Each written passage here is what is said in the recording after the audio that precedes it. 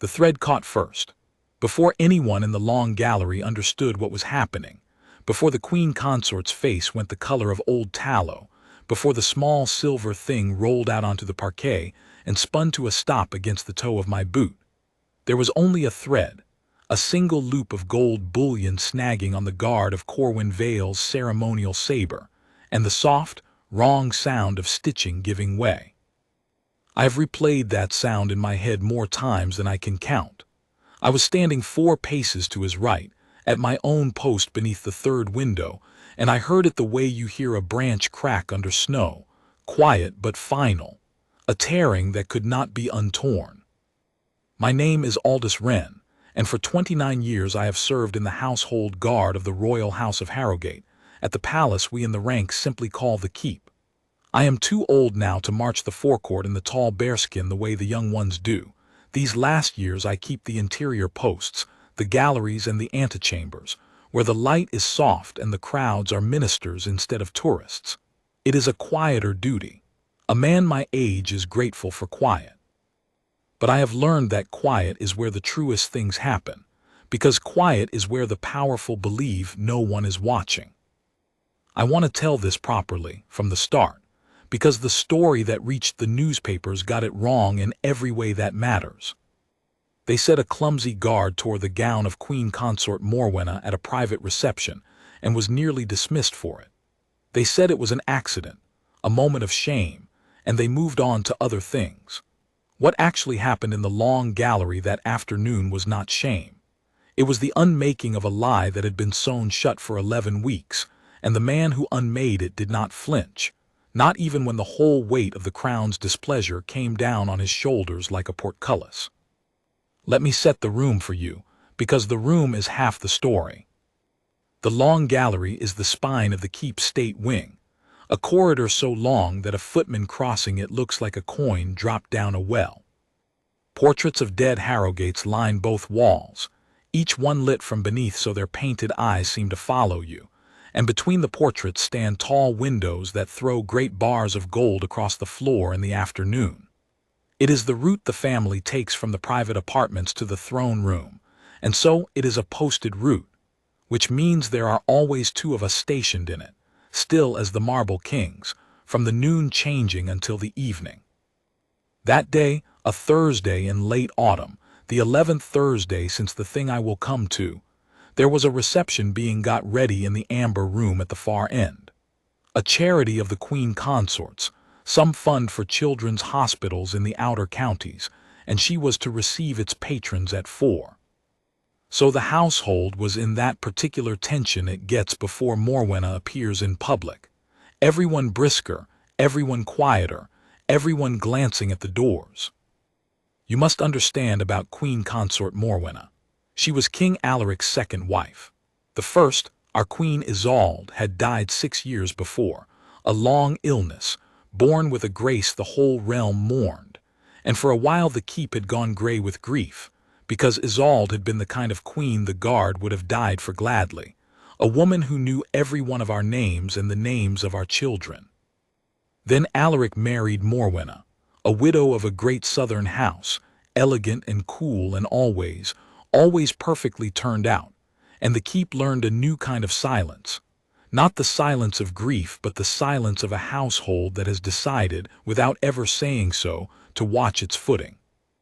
Morwenna was not cruel in the way stories make stepmothers cruel. She never raised her voice. That was the frightening thing about her. She corrected you with a stillness worse than shouting, a way of looking at a smudge on a salver until the footman holding it wished the floor would take him. The children of the house, and there were the king's grandchildren by then, the little ones, Torin, who was 11, and Malin, who was 9, and small Bram, who was 6, learned to be scarce when she crossed a room. And Princess Ilara, the king's youngest daughter by Isolde, learned it worst of all. I should tell you about Ilara, because she is the reason for everything, though she was not even in the gallery that day.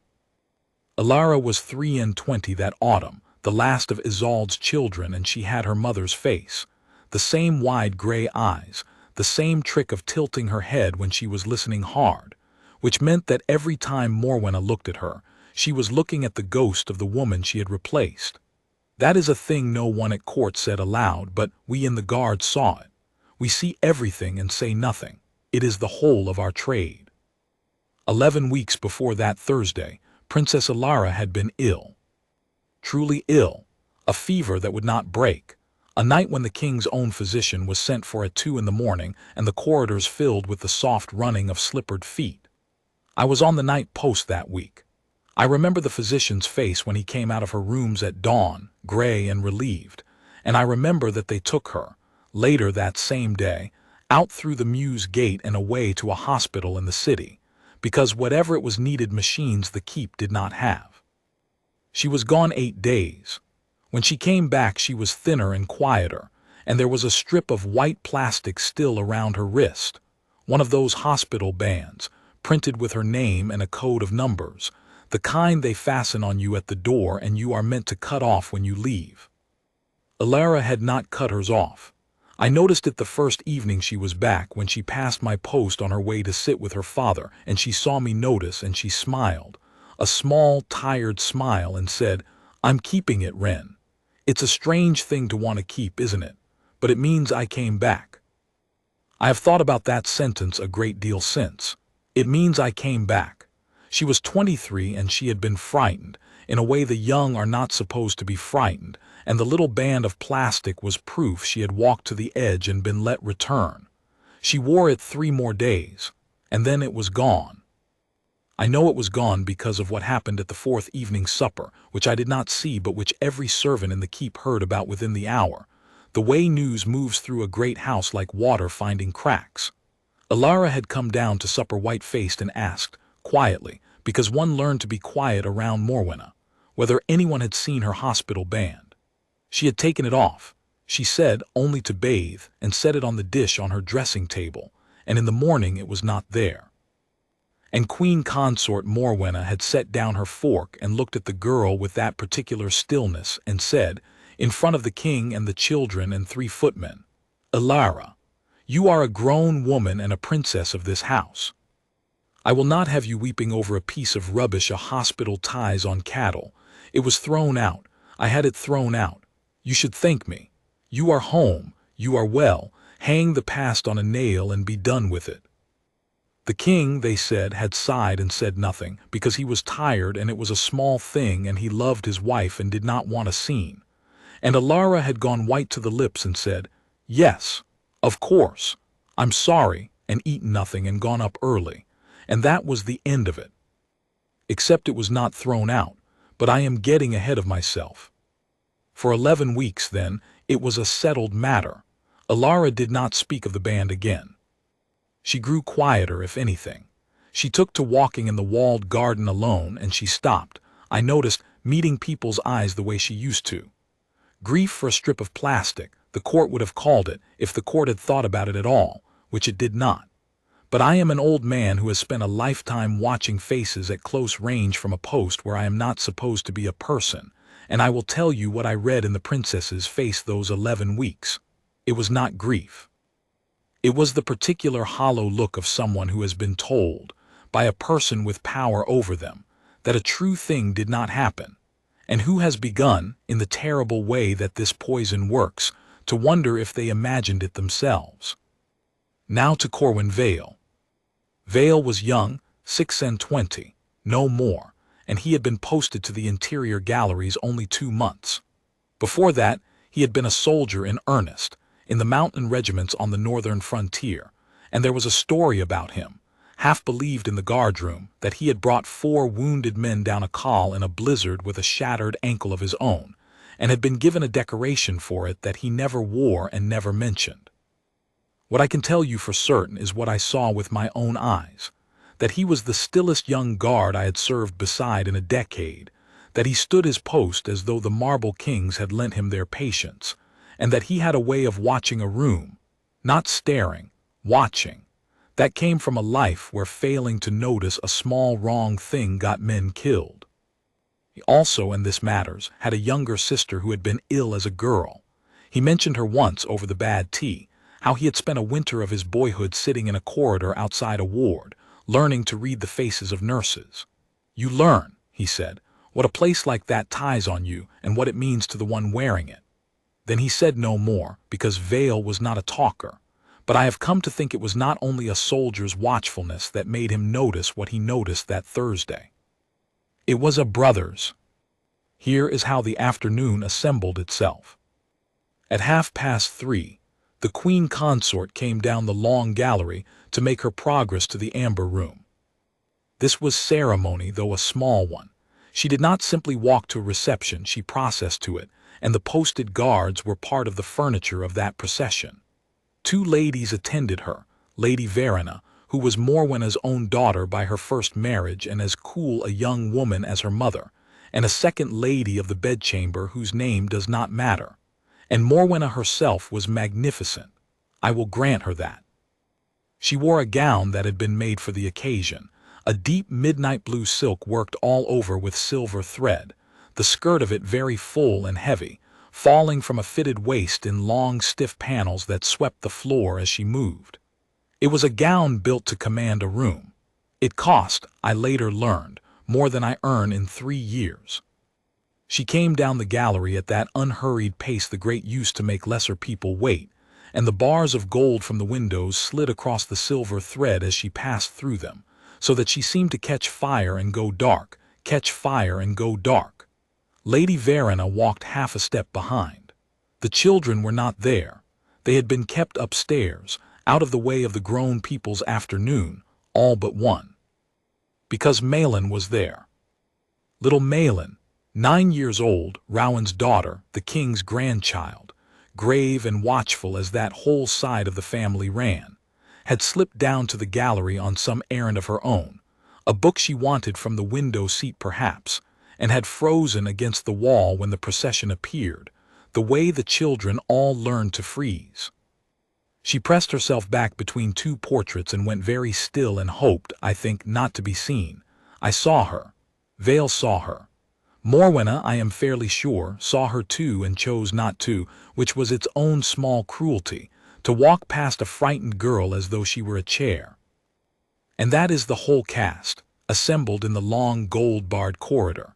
The Queen Consort in her armor of silk, her cool daughter behind her, an old guard under the 3rd window, a young guard under the 4th, and a 9-year-old pressed to the wall between 2 dead kings, watching everything the way the young do, which is to say completely.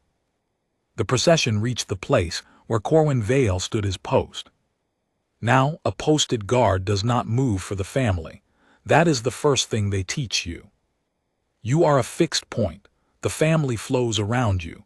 You are as much a part of the architecture as the pillar you stand beside. Vale knew this as well as any man alive. He stood at his window with his sabre at the carry, motionless, eyes forward, exactly as he ought. What happened was not his doing. I will swear that to my grave, and I swore it that day to the king's face. The gallery narrows just there, where an old console table juts from the wall beneath a great portrait of the 3rd Harrogate king, and the passage between the table and the windows is close, close enough that a person in an ordinary gown passes with a hand's breadth to spare, but a person in a gown built with panels as wide and stiff as a ship's sail does not. Morwenna, sweeping through at her unhurried queenly pace, misjudged it. She had never worn that gown in that passage. The great stiff skirt swung wide as she turned her shoulders to say something to Morwenna, and the trailing edge of the nearest silver-worked panel swept across the hilt of Corwin Vale's ceremonial sabre, across the little upcurved quillon of the guard, which is not sharp but which is a hook all the same. And the thread caught.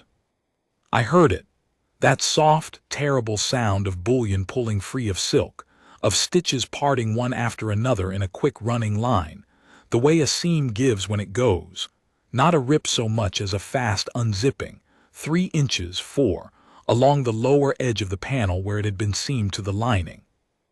The Queen Consort felt the tug and turned. And her face, in the instant before she understood, was only annoyed. Then she looked down and saw the torn panel hanging loose from her skirt like a broken wing, the lining gaping, and her face changed to something colder than annoyance, and she opened her mouth to say a thing that I am glad, now, was never said. because in the same instant, from the gape of the torn lining, something small and hard fell out. It struck the parquet with a bright particular click, metal and plastic on wood, not the dull sound of a bead or a button, and it rolled. It rolled in a long curving arc across the gold-barred floor, catching the light once, twice, and came to rest, spinning down to stillness, against the toe of my boot. I looked down at it.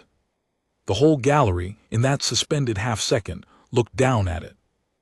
It was a band, a strip of white printed plastic, curled into a loop and fastened with a small metal snap, exactly the sort a hospital fastens on you at the door. And even from where I stood, even before I bent, an old man's knees protesting, to pick it up, I could read the name printed on it in small firm letters, because I had seen it before on a tired girl's wrist, on the evening she came home. It said ELARA.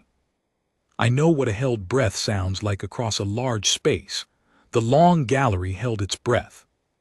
The bars of gold lay across the floor and across the fallen band and across the toe of my boot, and no one moved. And for a moment the only living thing in that corridor with any motion in it was the little curl of white plastic finishing its spin. Then Queen Consort Morwenna moved, and she moved fast. Remember that word, fast. Morwenna's genius was never force, it was speed. She made a thing be true before anyone could ask whether it was, and she did it now in the gallery in the space of 2 heartbeats, and if you had blinked you would have believed her. She stepped one quick step, silk hissing, and put the sole of her slipper down over the fallen band, just like that, covered it. Her face rearranged itself in the same instant from cold fury into an expression of pained, gracious dismay, and she pressed one hand to her breast and said, in a voice pitched to carry the whole length of the gallery so that every footman would have the story right, "Oh, how clumsy! No, this to Morwenna, who had started forward. It is nothing, it is only the gown, and it was my own carelessness walking too near the guard. The passage is too narrow, someone must speak to the chamberlain about that table." She gave a small, forgiving laugh, the laugh of a great lady graciously declining to be angry. Poor gown, and it was so pretty. Well, these things happen. Morwenna, my dear, run and tell them the reception will be a quarter-hour late. I must change. And she turned already to go, turned to walk away and take the band away under her slipper, or in the folds of her skirt, or however she meant to manage it, before anyone had truly seen what had fallen. It was perfectly done. In 3 sentences she had made herself the clumsy one, forgiven the guard, blamed a table, and set the whole household in motion toward a new gown and a delayed reception. A flurry of ordinary fuss to bury one small white thing under her foot.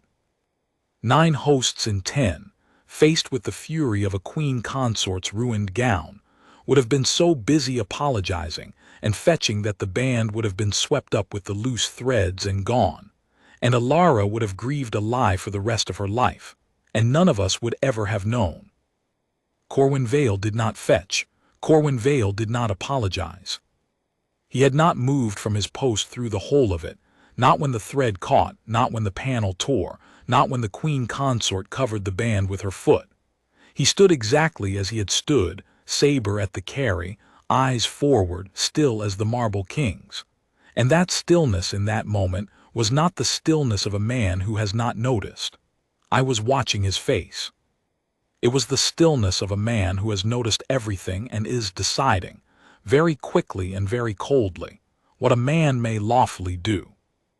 Because here was Vale's problem, and he solved it in the time it took the queen consort to laugh her gracious laugh. A posted guard may not speak to the family unbidden. A posted guard may not touch the family or the family's person or the family's belongings. A posted guard, above all, may not contradict a queen consort in a public gallery. That way lies not dismissal but disgrace, the kind that follows a man out of the gates and into the street. Everything Vale had been trained to be told him to stand still and let it go. And one thing told him otherwise. I do not know if it was the soldier in him, the man who had learned on a frozen call that a small wrong thing ignored gets people killed. I think, now, it was the brother in him, the boy who had sat outside a ward and knew what a hospital ties on you and what it means to the one who wears it. Whatever it was, it made him do the one thing that was open to him, the only lawful thing, the thing that changed everything. He asked a question. He did not accuse, he did not point, he did not move from his post. He simply turned his head, that small, enormous motion in a man so still, and looked directly at the Queen Consort, and said, in the level, carrying, entirely respectful voice of a guard reporting a security matter to a member of the royal household, which is a thing he is not only permitted but required to do. Your Majesty, a foreign object has fallen within a posted route. By standing orders I must account for it before the route may be cleared. May I recover it, ma'am? You must understand what a blade that sentence was, and how it was sheathed. Every word of it was pure protocol. He had invoked the one authority that stands even inside the family's path, the security of a posted route. An object had fallen where the guard stands. The guard is answerable for it. Therefore the guard must, by his standing orders, identify it. It was unarguable and humble, and it made it impossible for her to simply walk away with the band under her foot, because to refuse a guard leave to secure his own post in front of witnesses is a thing no innocent person has any reason to do. I saw the trap close on her, and I saw her see it. For one instant only, the gracious mask slipped, and I saw underneath it something that I will not soon forget. Not guilt exactly. Calculation. The whirring, lightning calculation of a mind running down every road at once and finding each one blocked. If she said no, she convicted herself. If she said yes, the band came up into the light with Alara's name on it. If she moved her foot to hide it in her skirts, 40 eyes would see her do it. She had, for the first time in the 11 weeks I had watched her, run out of speed. And then this was the terrible, admirable thing about the woman she recovered. Not all the way, but some. A foreign object, she said, and the laugh came back thinner now. Guard, it is a bead from my own gown. You may see I have torn it. There is no need for. Then I will restore it to your Majesty's own hand, said Vale gently, with your leave. Standing orders, ma'am. I am sorry for it.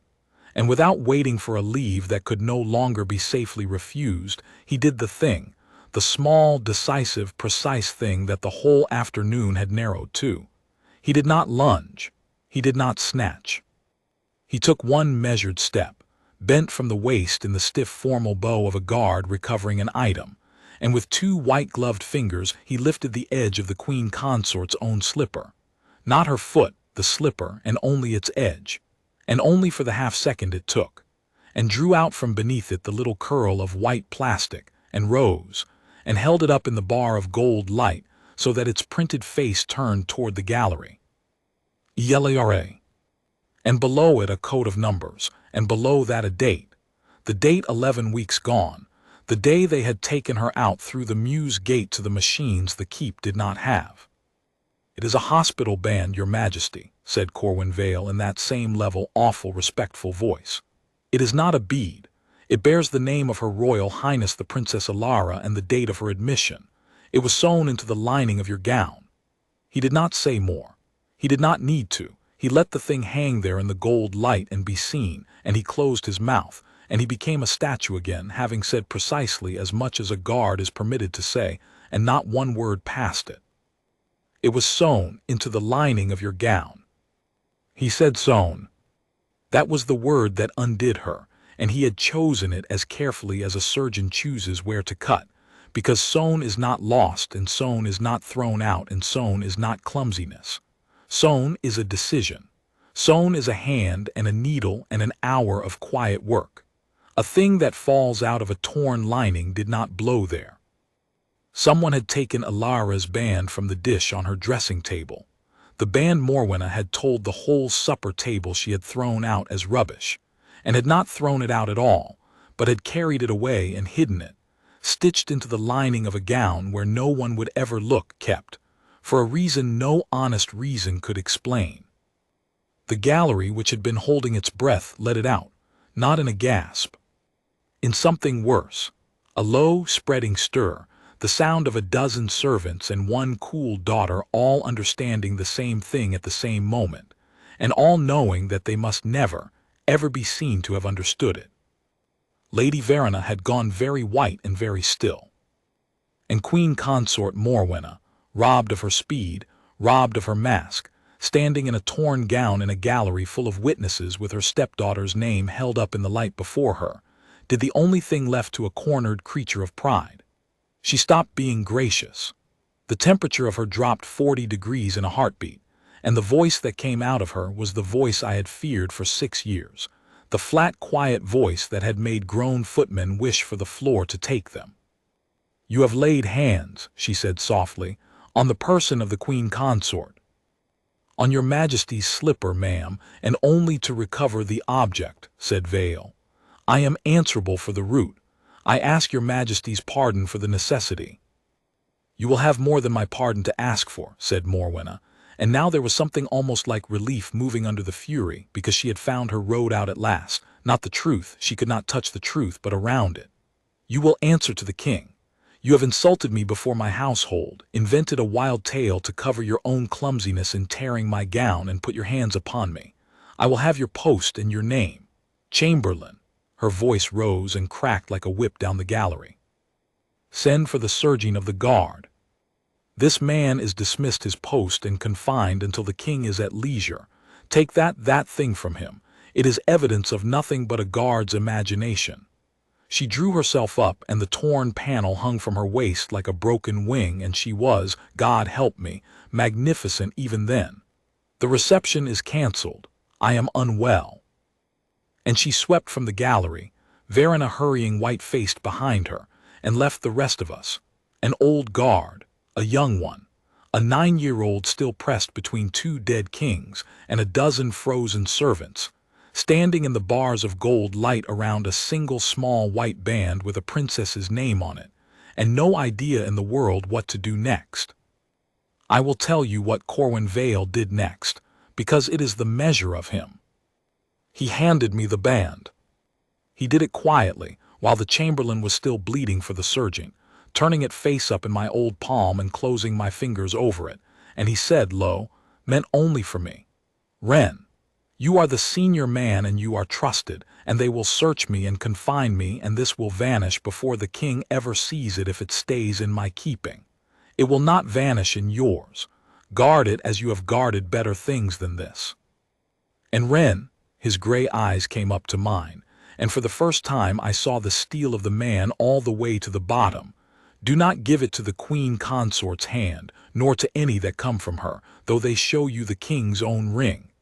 Give it only to the king, or to the Princess Adela, or to the Princess Alara herself, to no one else." "Swear it." "I swear it," I said. I was 71 years old, and I had not felt my heart go like that in a decade. "Good," he said. And then the Serjeant of the Guard came at a half-run down the gallery with 2 men behind him, and Corwin Vale surrendered his sabre and his post without a word of protest, and let them lead him away to the confinement of a guard who has laid hands on the Queen Consort, which is a grave charge, and could end, if the king so chose, at the edge of the realm or the edge of a rope, and he went as still and straight and unhurried as if he were marching to relieve the watch. He did not look back. He did not look at me. He had done the one lawful thing that was open to him, and now he would pay whatever it cost, and the paying was no more than the doing, another posture of the same discipline. I stood in the emptying gallery with a dead queen's daughter's name curled inside my fist, and I understood that the whole weight of what happened next had just been set on my shoulders, and on the shoulders of a man they were locking in a stone room, and that between us and the truth stood the fastest, cleverest, most frightened woman in the kingdom of Eldermore, who had 11 weeks' head start and every servant's fear on her side, and who would not now make a single further mistake. Little Malin had not moved from the wall. I went to her slowly, my knees, and because a running guard frightens a child worse than a still one, and I crouched down to her level in the bars of gold light, the band still shut in my hand, and I said, You saw all of that. She nodded, grave, Rowan's daughter to the bone. Do you understand what you saw? The lady told a lie, said Malin in the clear, flat voice of the young who have not yet learned to soften the truth into something bearable. About Aunt Alara's bracelet. She said she threw it away and she didn't. She sewed it in her dress. Why would she do that, Wren? I don't know yet, I said, which was true, but I mean to find out. Malin, will you do something hard and brave for your Aunt Alara? Yes, she said without hesitating, and I have loved that child from that day. Then you must remember exactly what you saw, and you must tell no one, until I bring you to your grandfather the king or your great-aunt the Princess Adela, and then you must tell them everything, plain as you told me. Not the Queen Consort, not her people, not even your own father yet, because your father is a good man and a loud one, and the Queen Consort is fast, and we must be slow.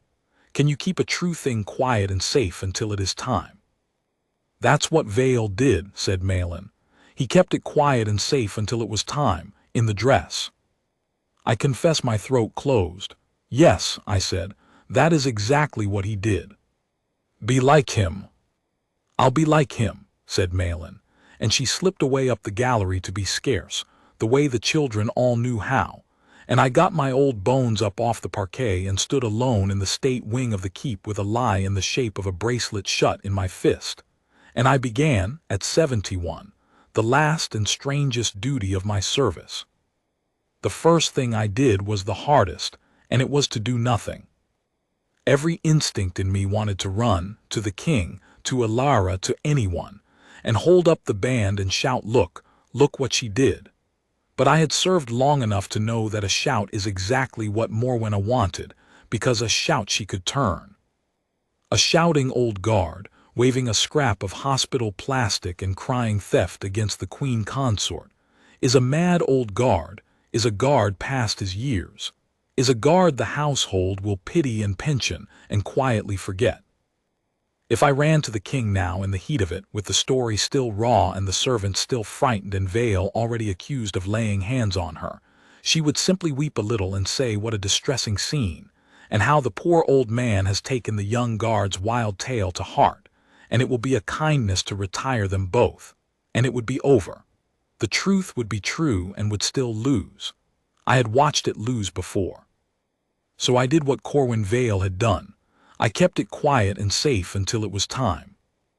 I went to my quarters, and I took a small tin box in which I keep my medals and my dead wife's ring, and I put the band inside it, wrapped in a clean handkerchief, and I locked the box and put the key on the cord around my neck where the crucifix used to hang before I lost the faith and kept the habit.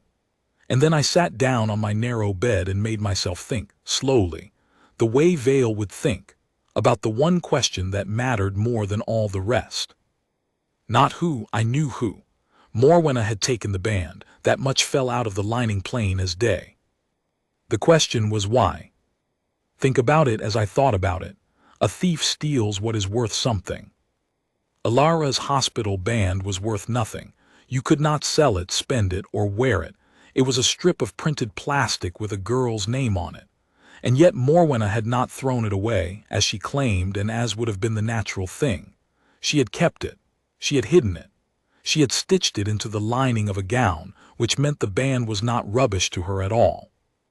It was precious to her, or it was perilous to her. And the only things a person keeps hidden and close are the things that could save them or the things that could sink them. What could a hospital band, of all things, save or sink? I did not sleep that night. I lay in the dark and turned it over, and toward the gray hour before dawn, I began to see the shape of it, and the shape frightened me more than any charge against Vale. A hospital band carries a name, it carries a date, and it carries a number, a code, a record number, the string of figures by which a hospital knows a patient and finds their papers. I had seen those numbers on the band before I locked it away, and a record number is a key.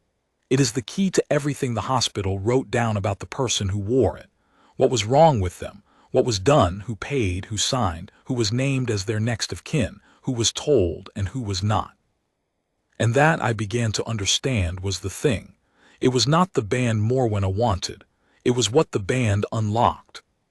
Somewhere in the city, in the hospital where they had taken Alara through the Mews Gate, there was a record with that number on it, and Morwenna needed either to reach that record or to make certain no one else ever did, and the band, with its number, was the thread that led straight to it. She had not stolen a keepsake. She had stolen a key, and she had kept the key closed because a key you cannot yet use is not yet safe to destroy. But a key to what? What could be written in Alara's hospital papers that would matter so much to the Queen Consort? I could not answer that alone, and I could not go to the hospital myself. An old guard cannot walk into a city hospital and demand a princess's records. They would turn me away, and word would go straight back to the keep. I needed help, and I needed it from someone Morwenna's speed could not reach, and there was only one such person in the whole of the keep. Vale had named her. Malin's blood named her. She was the king's own sister, the Princess Adela. I had best tell you about the Princess Adela, because she is the hinge the whole thing turns on. Adela was the king's elder sister, a tall, plain, formidable woman of past 60 who had never married and had spent 40 years being underestimated by clever people to her considerable advantage. She held no office. That was her power. A queen consort can dismiss a steward, a chamberlain, a guard. She cannot dismiss the king's sister, who answers to no one but the king, and Adela would have told you tartly, not always to him. She lived in the old West Tower with her dogs and her books, and she despised Morwenna with a cold, patient, entirely unspoken thoroughness that had lasted 6 years, and never once cracked into a rudeness Morwenna could complain of. If there was one door in the keep the Queen Consort's frown could not open, it was Adela's. Getting to that door unseen was the trouble. By the morning after the gallery, the keep had rearranged itself around Morwenna's version of events with the smooth speed I had learned to dread. The story that ran through the servants' hall was hers entire. A clumsy young guard had torn the Queen Consort's gown, and then, to cover his clumsiness, had invented a shameful lie about a hidden object and laid violent hands upon her person, and had rightly been confined to answer for it. The poor Queen Consort was prostrate with the shock. I heard it 3 times before breakfast, each time from a servant who believed it, and I understood how completely she had won the first move. No one had said the word bracelet. No one had said the name Alara. The band had become, in the telling, a guard's imaginary object, and the more a thing is denied at the start, the harder it is to raise later, because to raise it is to look like a man reviving a discredited slander. Worse, they had searched Vale and finding nothing, the story now had it that the object never existed at all, which meant that when I did produce the band, I would be producing a thing the whole household had already agreed was imaginary. Morwenna had, in a single night, made the truth look like a lie before the truth was even spoken. That is what speed buys you. And she was not finished. By mid-morning I learned from a laundry maid who owed me a kindness and did not know what she was telling me, that the Queen Consort had ordered the torn gown taken away and burned. Burned. Not mended, not stored, burned that very morning in the kitchen ranges, as it was spoiled and she could not bear the sight of it. Of course she had. The gown was the one physical proof of the word Vale had chosen sewn. If the gown burned, then even the band, if it ever surfaced, was just a band. Who could say it had been sewn into a lining? The lining was ash. She was burning the evidence of the manner of the crime and leaving only the object, which she had already made imaginary. It was, I tell you again, beautifully done. She lost no time and she left no thread. I got to the gown too late, of course I did. She was fast and I was slow and 71. But I did not get to it entirely too late, because the laundry maid, God bless her simple honest heart, had thought it a shame to burn such fine silver thread and had picked out, before she gave the gown to the fire, a hand's length of the torn lining seam with the bullion still in it, meaning to keep it for her sewing box. She showed it to me shyly, not knowing it was anything but pretty scrap. And I saw, along that hand's length of parted seam, the small even puncture marks where a second row of stitches had been set and later cut, the marks of the pocket that had held the band, sewn shut inside the lining by a hand that had wanted it hidden. It was not much, but it was the manner of the crime, saved from the fire by a maid's thrift, and I took it, and I gave the maid a coin and a story about wanting it for the same reason she did, and I added it to the tin box. 2 threads now, the band and the seam, the object and the manner, held by an old guard against a Queen Consort's speed. That afternoon I made my way to the West Tower. I will not pretend it was easy or that I was brave about it.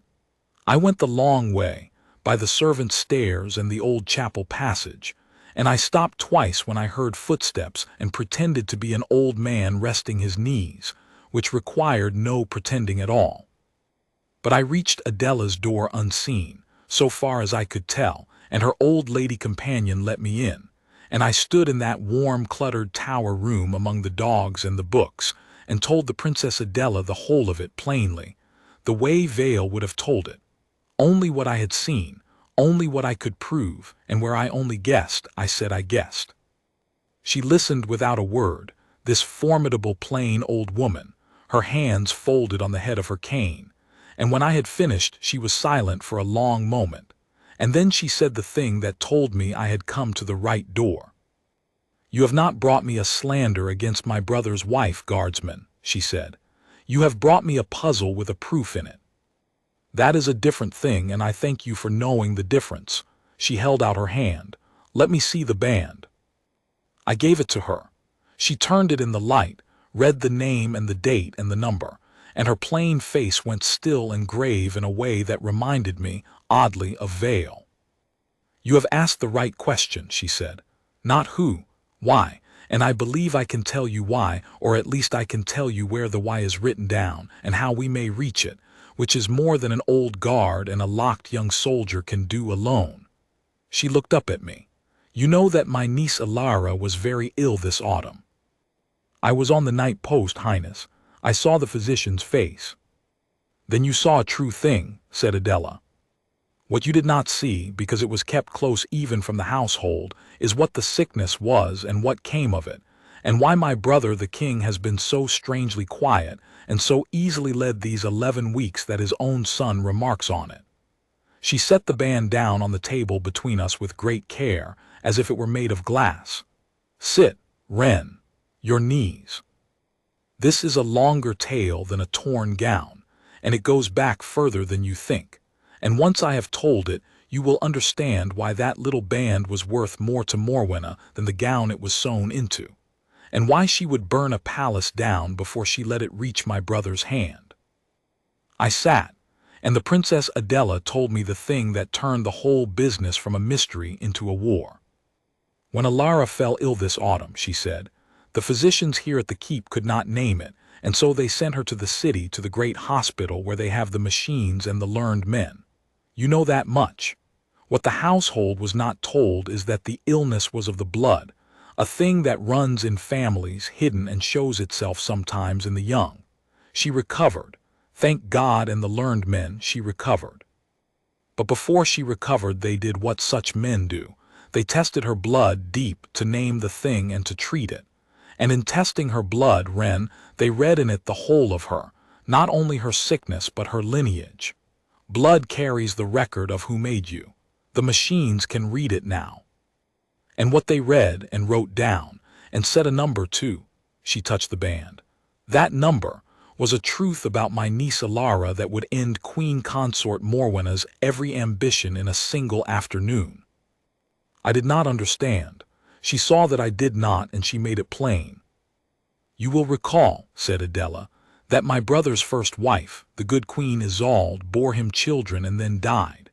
And you will recall that some years before Isolde married my brother, there was a matter, a quiet, scandalous, expensive matter, that the court has spent 3 decades pretending it has forgotten. Isolde, as a very young woman before ever she came to Harrogate, bore a child. Out of wedlock to a man she could not marry, and the child was taken away and placed, as such children were, with a family far off, and Isolde's own family paid to bury the whole thing so deep that when she later married my brother the king, no breath of it survived. I knew. A handful of the old ones knew. Isolde carried it silently to her grave, and I thought it had died with her. The dogs shifted at the fire. The princess's plain face was very grave. Morwenna learned of it, she said. I do not know how she learns things. It is her one great gift. She learned there had been a first child of Isolde's, lost to the record, and she saw in that old buried scandal a weapon. For here is the poison of it, Renne. If it could be shown that Isolde had borne a child before her marriage and hidden it, then Morwenna's people meant to whisper a wider lie. That Isolde's marriage was built on concealment, that her children's own births were touched by it, that the whole line of Isolde was tainted and unreliable. And into that manufactured doubt Morwenna would advance her own son Cassius, not as heir. She is too clever to reach so high, but as the steady, unblemished hand the king should lean upon, the one clean thing in a line she herself had mudded. It is an old, filthy strategy. You cannot climb over the heirs, so you drag a shadow across them and stand in the one patch of light. She has been at it quietly for 2 years. But what has Ilara's blood to do with? Everything, said Adela. Because the lost child, Renne, was never truly lost to the blood. Isolde's first child, given away 30-odd years ago, grew up and lived, and in the way of such things, had children of their own, cousins to Ilara that no one knew were cousins. And this autumn in the great hospital in the city, when they tested Ilara's blood deep to save her life, the machines read her lineage and matched it, by pure blind accident, against another patient's record already held there. A patient who had been in that same hospital, a patient whose blood carried the unmistakable mark of the same descent. Her hand closed slowly over the band. The record with Ilara's number on it does not say what Morwenna wanted it to say. It says the opposite. It does not taint Isolde's line. It redeems the lost child. It proves in the cold ink of a hospital's own machines that Isolde's first child was real, was hers, and that a whole branch of honest people out in the realm are the late queen's own true grandchildren, kept from their name and their kindred by an old shame that was never theirs. It is not a scandal, Renne. It is a family. It is Isolde's lost child come home in a strand of a princess's blood, and it is written down with that number in a record that the band unlocks. I sat in the warm, cluttered room, and felt the whole thing turn over and land right way up at last. So the band does not sink Morwenna by shaming Isolde, I said slowly. It sinks Morwenna by clearing Isolde. It destroys the very weapon she has spent 2 years sharpening. If that record comes to light, there is no taint to whisper, no shadow to cast across the airs. There is only a good dead queen whose oldest child was stolen from her by shame, and a king who would move heaven to bring that child's children home. And Cassius has no patch of light to stand in, because the line she meant to muddy comes out cleaner than her own. You have it, said Adela quietly. That is why she took the band, not to keep a keepsake, to keep the key from the lock. As long as she holds the band, she holds the only easy thread to that record, the number, the name, the date. Without it, the record is a needle in the city's whole haystack. With it, any honest officer of the crown could draw the truth out in an afternoon. She could not destroy the record itself. It is in the hospital's own keeping, beyond her reach. But she could steal the thread that leads to it, and hide it and wait, and go on whispering her old lie, trusting that no one would ever again connect a sick princess's forgotten wristband to a 30-year-old secret. She very nearly was right. She reckoned on everything except one thing. A gown that swung too wide in a narrow passage, I said. A guard who would not fetch and apologize, said Adela, when a Queen Consort's speed told him to. Yes. She looked at me steadily. Now you know the why, guardsman, and now you know why your young Serjeant Vale is in far graver danger than he understands, and why we must move faster than I like. Because Morwenna knows exactly what she lost this morning. She knows the band is out of her keeping and in someone's hand. She knows it is only a matter of time before someone asks the question you asked, why, and follows the number to the record. She has, at most, days. And a woman with days and a great deal to lose does not sit still. She will do 3 things, and she will do them at once because she is fast. She will discredit. She has already begun, making the band imaginary and Vale a liar. She will destroy. She will try, even now, to reach that record in the city and have it lost or sealed before anyone can read it. And she will remove. She will get Vale and you and anyone who touched this thing out of the way, by disgrace if she can and by worse if she must, though she will make the worse look like accident or justice. We are not solving a puzzle any longer, Wren. We are in a race, and she has the faster horse, and the only thing we have that she does not is the band itself and the truth of what it means. So the band must not leave this tower, and it must reach my brother's own hand, in open court, with the whole chain laid before him at once, before her 3 horses reach the finish. That was the false dawn, and I did not know it yet, but it was about to break and betray us both. Because it seemed, sitting in that tower, that we had won. We had the band. We had the seam saved from the fire. We had Malin's eyes. We had the Princess Adela, whom Morwenna could not touch, ready to carry the whole of it to the king. The chain was made. All that remained was to lay it before Alaric.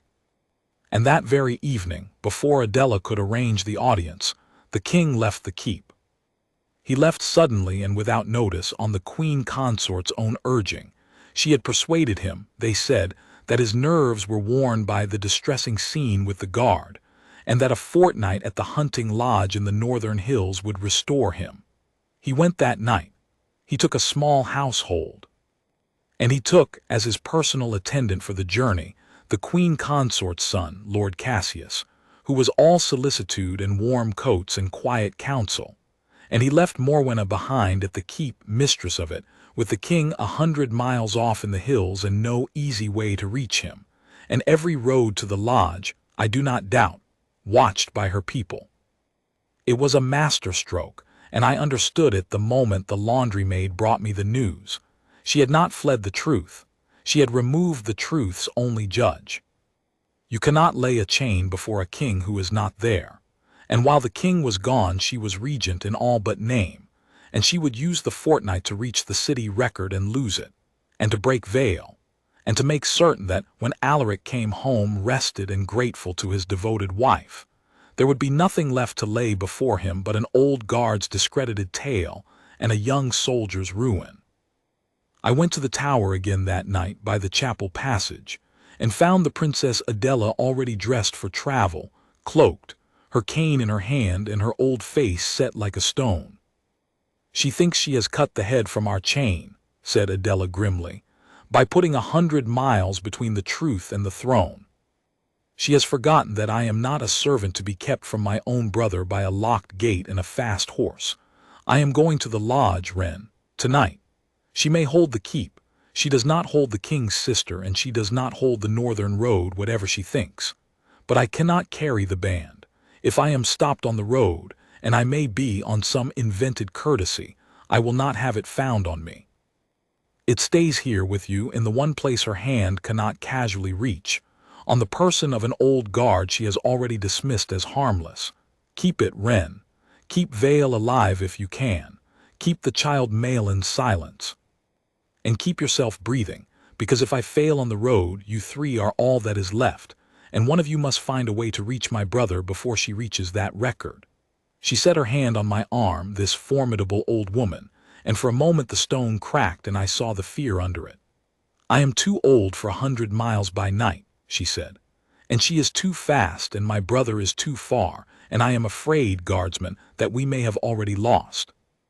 But I have hated that woman quietly for 6 years for the sake of good Isolde, and I will not sit in a tower while she buries Isolde's true grandchildren under a lie a second time. Pray for me on the road." And she went that night, an old woman past 60, out through the Mews gate, the same gate they had taken the sick Alara through, into the dark and the northern road to try to reach a king before a lie did. The next 3 days were the longest of my long life. Morwenna, mistress of the keep, did exactly the 3 things Adela had named, and she did them all at once, and I watched her do them from the low, invisible vantage of an old dismissed guard, which turned out to be the best vantage in the palace, because she had stopped thinking of me as a person at all. The discrediting she pressed home first. By the second day, the story of the mad old guard had joined the story of the lying young one. It was put about, gently, sorrowfully, as a kindness. That poor faithful old Wren had been so distressed by the scene in the gallery that his mind had begun to wander, that he was telling a strange tale of hidden bracelets and dead queens, and that the chamberlain was arranging, out of compassion, for the old man to be relieved of his posts and sent to rest. Sent to rest. I knew what that meant. She was closing the last door I had, my right to be in the keep's passages, so that when the moment came, I would have no standing to reach anyone with anything. She was making me harmless before I could be dangerous, and doing it so kindly that no one could object. The destroying she pressed home in secret, and I only learned of it because of Lady Morwenna. I have not said enough about Morwenna, the Queen Consort's own daughter, the quiet one, and I must, because without her we would have lost. On the second night, when I was sitting alone in my quarters with the tin box under my shirt and the whole keep believing me a wandering old fool, there came a soft knock, and it was Morwenna, alone, cloaked, her mother's clever face wearing an expression I had never seen on it, not coldness, but a kind of exhausted resolve. "Don't get up," she said low, "and don't trust me quite, but hear me." She did not sit. She stood by my cold hearth and spoke fast and quiet, glancing once at the door. "My mother has sent a man to the city. He left at dawn, riding hard, with a letter under her seal to someone at the great hospital, a clerk of records she has bought, or thinks she has. His errand is to find the record with Alara's number and see it lost, mislaid, purged, whatever such a bought clerk can manage. If he reaches it before anyone else does, then the band in your keeping unlocks a door with nothing behind it, and my mother's lie stands, and good Isolde is slandered forever, and my brother," her mouth twisted, "my brother Cassius rides beside the king in the hills, all warmth and counsel, being made the son the king wishes he had. I cannot stop the man on the road. He is a day gone. But I can tell you he went, so that you know the record is not safe, and time is not on your side." "Why," I said, as I had said to her once before in another life, "why do you tell me this and betray your own mother?" And Lady Morwenna looked at me with her tired, clever eyes, and she said, "Because I loved Queen Isolde too, guardsman, when I was a girl newly come to this court and frightened of everything, and she was kind to me though she had every reason not to be. She used to say, 'Morwenna, a person is not what they are born into. A person is what they choose when it costs them.' I have watched my mother spend 20 years choosing warmth over honor because she was once cold. I do not hate her for it. But I will not be her." She drew her cloak tighter. "There is one more thing, and it is the worst thing. My mother does not mean for your young guard to come to trial. A trial is public and slow, and my mother does not do slow. It is being arranged, quietly, as an act of the king's justice delegated to the regent in his absence, that Serjeant Vale be transferred tomorrow at dawn to the fortress at the edge of the realm, to await the king's pleasure. It is a long road, through wild country, and men transferred on it have been known not to arrive. I do not say she means murder. My mother would never say the word even to herself. I say she has arranged a difficult journey with careless men, and that if Vale dies of an accident on a mountain road while in lawful transfer, no hand of hers will ever be found on it, and the one witness who named the band aloud in the gallery will simply be gone. Discredit, destroy, remove. The removing is set for dawn." The fire was out and the room was cold, and I was 71 years old, and I understood that everything now came down to a single night. "When at dawn," I said, "first light, the Mews Gate, 4 men and a closed cart on the northern road as far as the forks, then east to the fortress." She was already at the door. "I have given you all I dare. If it is known I came here, I am finished too, and then there is no one inside her house to tell you anything. Do not look for me again." She paused with her hand on the latch, and something in her softened all the way, just for a breath. He is a good man, your Vale. He stood still when standing still was easy, and he moved when moving cost him everything. There are not 3 such men in this house. Save him if you can." And she was gone. I sat in the dark and did my slow, old thinking, and I saw that I had perhaps 6 hours, and that I could not do the one thing that would settle everything: reach the king. Because the king was 100 miles off, and Adela was somewhere on that road ahead of me, and I could not overtake her. But I saw that there was one thing I could do, one small precise thing. The way Vale had found one small precise thing to do in a gallery where everything told him to stand still. I could not save the record in the city. I could not reach the king in the hills. But I could keep the last witness alive. I could keep Vale. And to do that I did not need speed, which I did not have, and I did not need power, which I had none of. I needed only the one weapon an old guard keeps to the very end, the weapon Morwenna in all her cleverness had forgotten to take from me because she had forgotten I was a person. I knew the keep. I had walked its passages for 29 years, night and day, in the dark and the light. I knew which stair the transfer party would come down, and which gate they would use, and how long it took a closed cart to be readied in the mews at that hour. And I knew, better than any of them, the one thing that mattered. I knew who else was on the grounds that night whom Morwenna's speed had not reckoned with. Crown Prince Rowan had come home. He had ridden in that very evening from the eastern estates, not knowing any of it, home only to find his father gone north and his stepmother regent, and a strange sour mood over the whole keep. Rowan, the king's heir, grave and decent and no friend to Morwenna, the one man in the household whose word could halt a transfer that the regent had ordered, because a crown prince's command in the king's absence stands at least even with a queen consort's. And no captain of the guard wants to be the man who chose wrong between them. Rowan could stop the cart at the gate with a single word, but Rowan knew nothing, and Rowan was loud and honest and hot, exactly the kind of man Morwenna could provoke into a public quarrel she would win. If I went to him and blurted the whole wild tale, he might believe me and he might not, and either way he would go storming to Morwenna's door in the night and give her the shouting scene she wanted, and she would weep and be prostrate, and have us both put quietly aside by morning.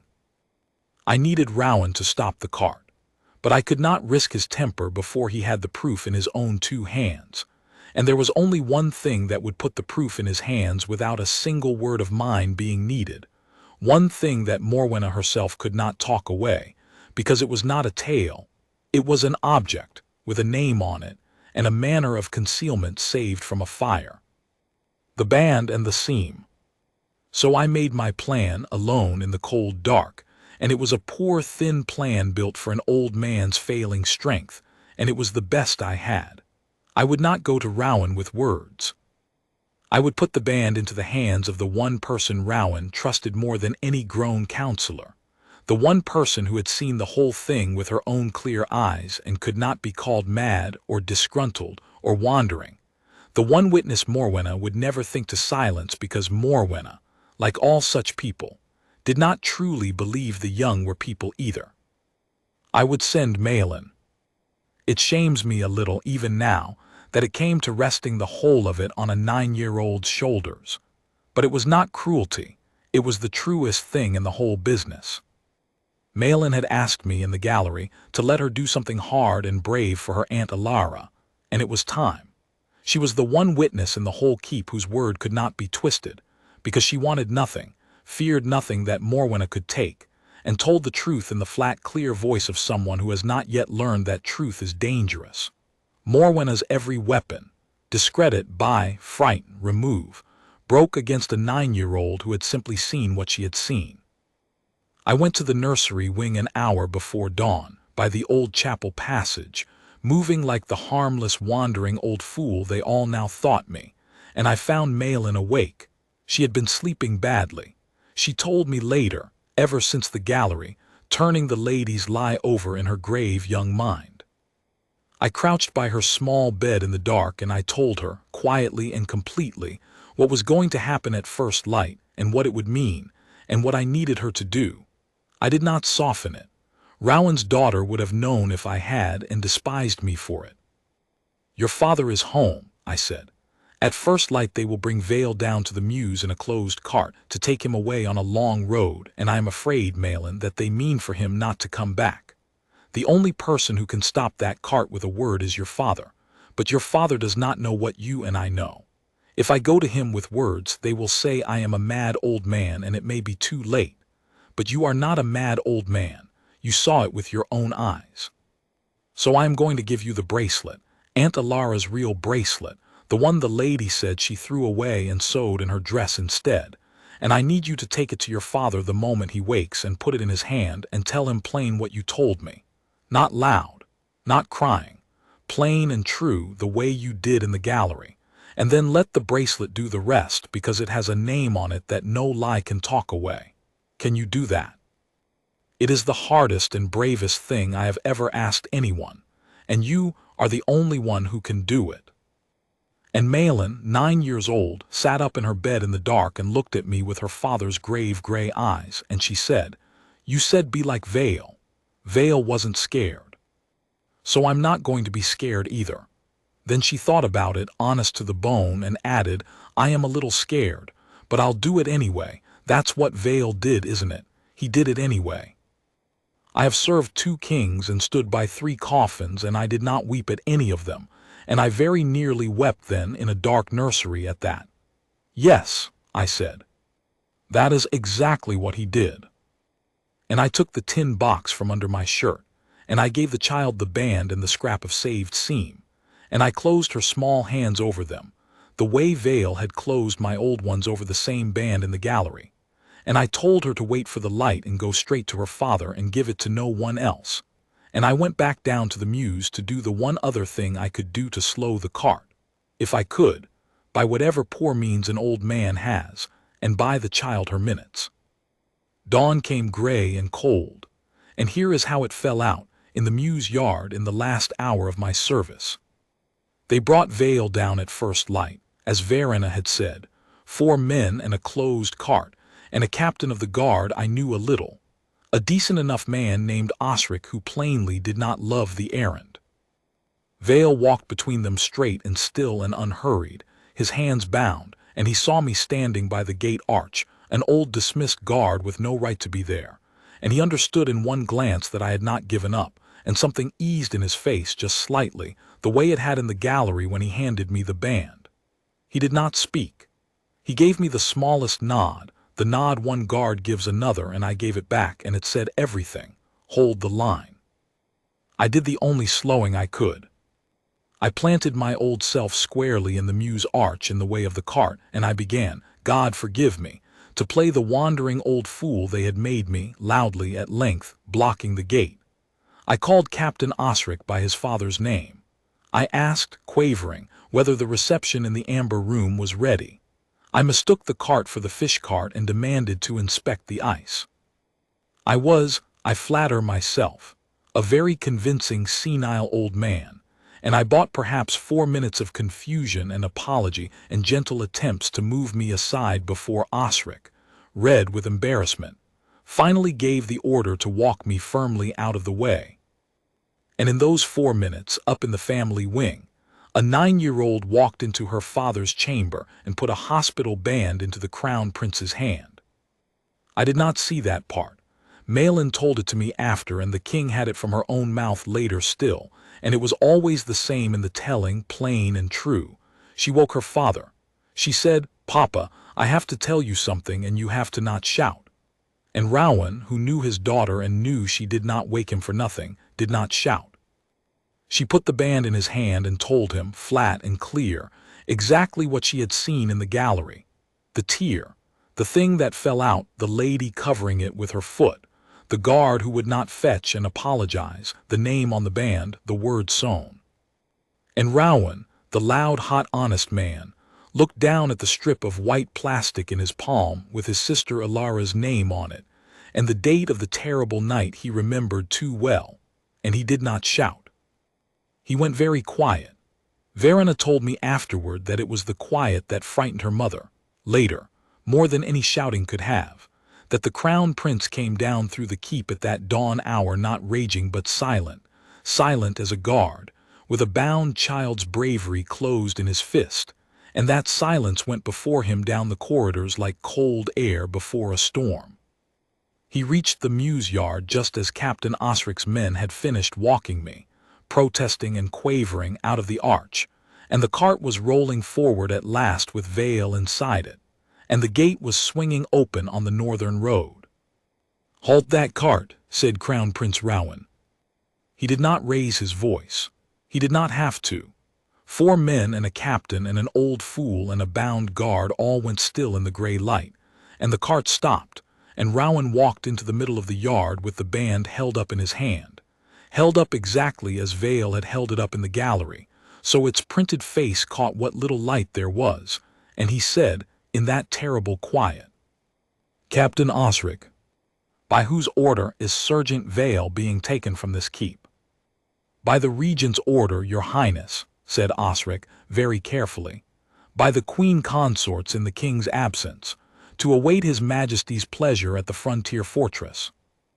"The King's pleasure," said Rowan, "will be to have his son explain to him why his daughter's hospital band, the one his wife swore at his own supper table she had thrown away as rubbish, was sewn into the lining of that same wife's gown, and fell out of it in the long gallery, and was named aloud by this guard, who is now being carried off in the dark to the edge of the realm before anyone can ask a single question about it." He turned the band so Osric could read the name. "This is my sister's name, Captain. This is the date they nearly lost her. It did not sew itself into a gown, and the man who found it is in your cart." His gray eyes went round the yard, over the 4 men, over the captain. "So I ask you all plainly in the King's own name, which I carry as his heir when he is from home, are you certain, are you each of you certain, that you wish to be the men who carried the one witness to this away into the mountains this morning? Think carefully. My father comes home in a fortnight, and he will ask." There was a silence in that mews yard that I can still feel in my chest. And then, one by one, the 4 men of the transfer party took their hands from the cart, and Captain Osric, who was a decent man in a bad errand, said quietly, "No, your Highness, I am not certain. I never was." And he opened the cart himself, and cut Vale's bonds himself, and stood back, and the removing, the last of Morwenna's 3 horses, fell dead in the yard at dawn without a blow struck, because a 9-year-old had told the truth plain, and an old man had played the fool for 4 minutes, and a crown prince had, for once in his loud life, been quiet. Vale stepped down from the cart, rubbing his wrists, still and straight, and he looked at me across the yard, and then at Rowan, and then he did the thing that told me the whole of him one last time. He did not thank the prince. He did not curse Morwenna. He turned to Captain Osric and said, in the level voice of a man reporting to his post, "Captain, there is a rider a day gone toward the city with a letter under the Queen Consort's seal, sent to lose a hospital record before it can be read. If that record is lost, none of this proves what it means. Someone must reach the city faster than her man, and reach it in the King's name, or we have won this yard and lost the war." Even freed, even cleared, even standing in the cold dawn a hair's breadth from a fortress road, his mind was already 3 moves ahead, on the one link still open, the way it had been in the gallery. Hold the line. Close the chain. And that, Vale's cold, clear word, in the mews yard, naming the last danger, was the thing that saved everything. Because Rowan was the King's heir, and a crown prince in the King's absence could do what an old guard and a locked soldier and a formidable ant on a night road could not. He could send a rider of his own, in the full authority of the crown, faster and better mounted than a bought clerk's messenger, with a command not to lose the record but to seal it, guard it, and hold it inviolate for the King's own eyes. And he did before the sun was fully up, his own fastest man on his own fastest horse, riding for the city with the crown prince's writ, to reach that record and stand over it. The 2 riders reached the great hospital within an hour of each other, they say, and it was the crown prince's man who came first, by the breadth of a morning, and stood himself down before the record room with the prince's writ in his hand, and let no clerk near the shelf where Ilara's number lived. Morwenna's bought clerk arrived to find a crown officer already guarding the very drawer he had been sent to empty, and he did the only wise thing a bought man can do when the price of his crime suddenly exceeds the price he was paid. He turned his horse and rode the other way and was never seen at the keep again. The record was safe. The last link held. The chain was whole. After that it was only a matter of the king coming home, and of the truth being laid before him all at once, in the open, exactly as Vale had said from the first night it must be, though Vale did not live that first night. I am telling it as I learned it. Every link. No gap for a clever tongue. The Princess Adela reached the hunting lodge on the second day, half frozen and furious and entirely unstoppable, having been delayed by courtesies, twice on the northern road by men who plainly worked for Morwenna, and who plainly had not been warned that the king's sister does not delay for courtesies. She walked into her brother's lodge past his stepson Cassius's smooth objections, and she told the king the whole of it to his face, plain, only what could be proved, and where she guessed she said she guessed. And King Alaric, who is not a stupid man, whatever the last 2 years of a clever wife's whispering had made of him, listened and grew very quiet, quiet as his son, quiet as his granddaughter, quiet as the guard who started it all. And then he called for his horse and rode home a full 10 days early, leaving a very pale Lord Cassius behind him in the hills. He came back to a keep that had, in his absence, quietly changed sides. That is the thing about a household that runs on fear. The fear does not love the one it fears, and the moment the feared one falters, the whole house exhales. By the time the king rode in through the Mews gate, everyone knew everything, and no one would meet the Queen Consort's eye, and Morwenna, who was clever enough to read a room better than anyone alive, knew before her husband was off his horse that she had lost. I was there when the king had the chain laid before him, in open court, in the throne room at the far end of the long gallery where the whole thing had begun. He had it done properly, link by link, so that no one could ever say it was whispered to him in the dark by servants who wished his wife ill. The band was produced, with Ilara's name and number. The scrap of saved lining seam was produced, with the small even puncture marks of the cut-away pocket. Malin told what she had seen, plain and clear and unshakable, and not one of Morwenna's people dared suggest the child was mad or disgruntled or wandering, because she was 9 and true and Rowan's daughter, and the whole court could see it. The record from the city was read aloud by the king's own physician, the deep truth of Ilara's blood, and the lost first child of good Queen Isolde, and the honest branch of her true grandchildren, out in the realm who had been kept from their name by an old shame that was never theirs.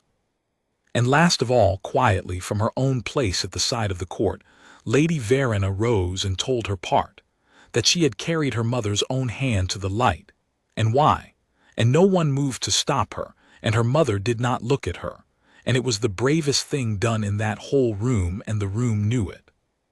Faced with the whole chain at once in the open with every link in the king's hand, Morwenna's speed had nothing left to do. There was no thread to pull, no scene to turn, no fool to discredit, no witness to remove.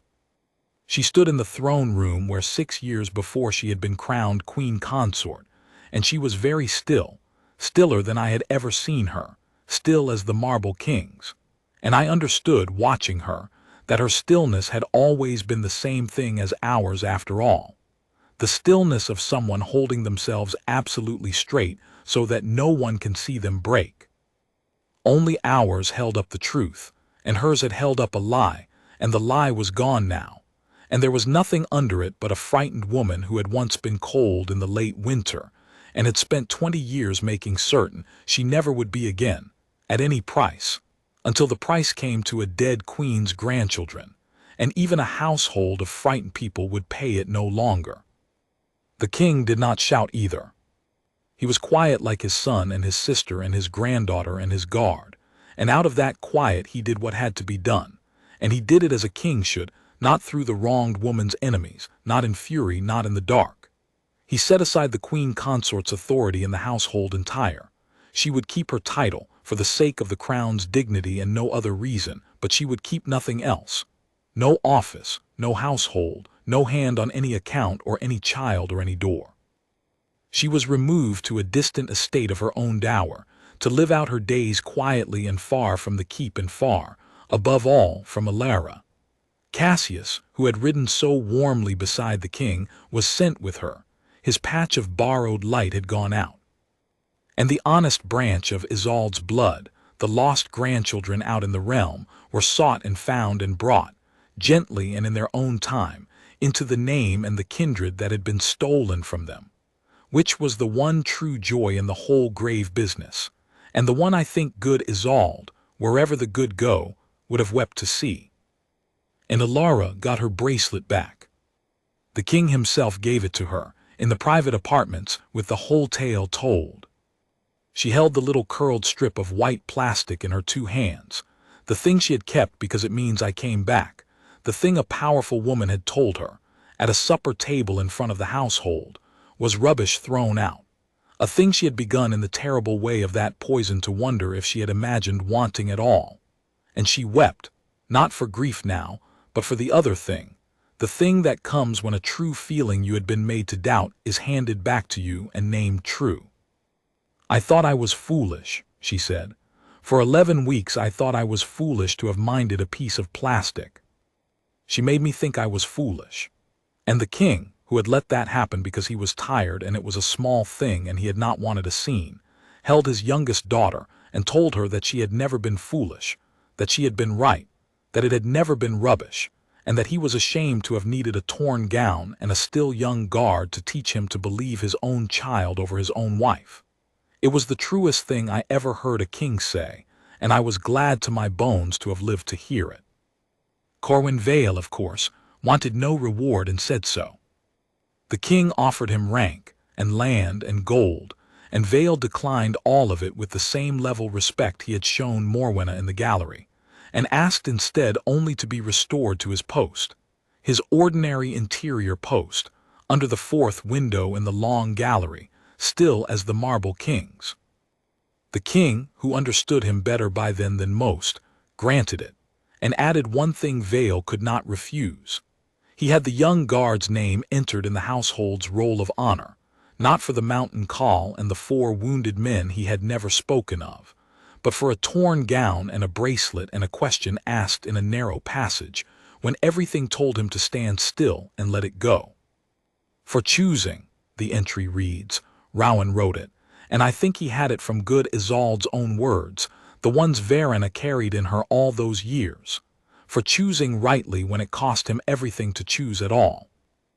As for me, I asked one thing of the king, and he gave it, and it was this, that little Malin's part be written down too, in the roll in her own name, so that when she is a grown woman and the household has done its usual work of forgetting, there will be ink to prove that a 9-year-old carried the truth through the keep at dawn in her 2 small hands and did not drop it. Ink does not lie unless a hand makes it lie. I have spent a long life near that ink. I wanted the true thing kept. I am an old man now, and long since off the posts. But I go sometimes, of an autumn afternoon, and stand a while in the long gallery, where the bars of gold still fall across the parquet between the portraits of the dead. Vale is usually there, under his window, immaculate and unbreakable, and I like to think, a little less alone in his stillness than he was.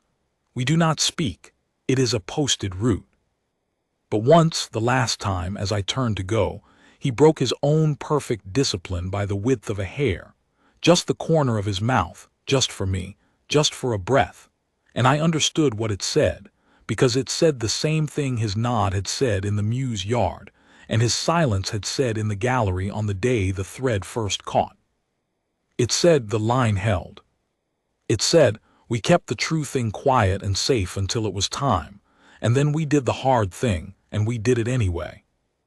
And then he was a statue again, eyes forward, still as the marble king's, guarding a corridor where nothing seemed ever to happen, which is exactly, I have learned, where the truest things do.